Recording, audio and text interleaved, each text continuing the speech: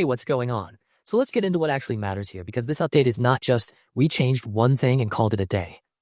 The big combat change is the fix to slide canceling momentum, especially in situations where a runner was pulling out equipment or using Thief's grapple device. That is the sort of fix that can completely change how a fight feels, because movement is one of the most important parts of an extraction shooter.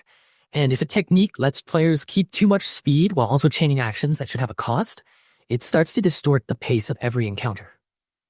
The developer note makes the philosophy really clear. Rapid repositioning and aggression should still have a cost that other players can read and respond to, whether that cost is ability charge, heat buildup, or risk. In plain language, Bungie is saying they want movement to feel skillful but not free, and they are drawing a line around anything that lets players that balance.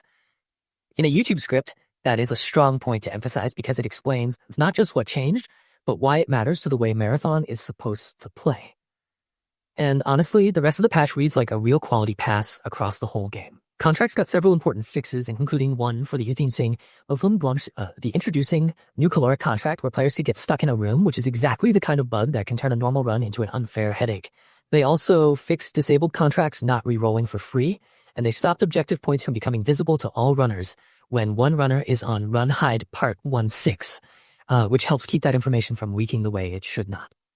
In the zones themselves, Dire Marsh had a weird anomalous waypoint showing up below the map even when the event was inactive, which sounds confusing in the moment and is the kind of bug that can make the UI feel unreliable. Outpost also got a real gameplay adjustment. The Tox Warden combat area was tuned to reduce hiding spots, the Tox plants now react correctly to player presence, and the final exfil will not keep spawning in the same place every time. That last one is especially important because predictable extraction points can get stale fast, and changing that helps keep matches from feeling too routine.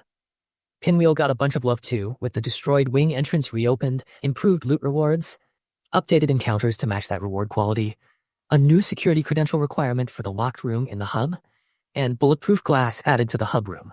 That sounds like a small thing on a notes page, but in practice it usually mirrors as being pushed toward a better risk versus reward balance. Cryo Archive also picked up a geometry fix in Vault 6, so runners do not fall to their death in a place they should be able to trust. The Armory got stability and performance attention as well, including a crash fix when opening it, and a frame rate fix for tabs with lots of items, which is the kind of improvement that quietly makes the whole game feel smoother, even if it is not the flashiest headline. Codex got cleaned up too, with ranked challenges no longer showing Diamond before Platinum, and the Requiem for a Cyborg challenge now progressing properly for the whole crew after a successful compiler kill. On the user interface side, the ESC key now exits the keybinding menu instead of booting you out of settings entirely, and there's also a new option to clear keybinds right in the settings menu. There's a small caveat there for non-English languages showing that option as blank for now, but at least the feature itself is in.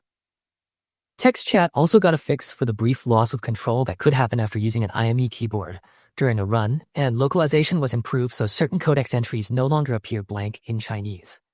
If you are writing this up for YouTube, this is the part where you can tell viewers that the patch is not only about nerfing movement, even though that is the easy part to clip. It is also about making the game more dependable, less frustrating, and more consistent from one run to the next, which is usually what keeps a competitive live game healthy in the long run.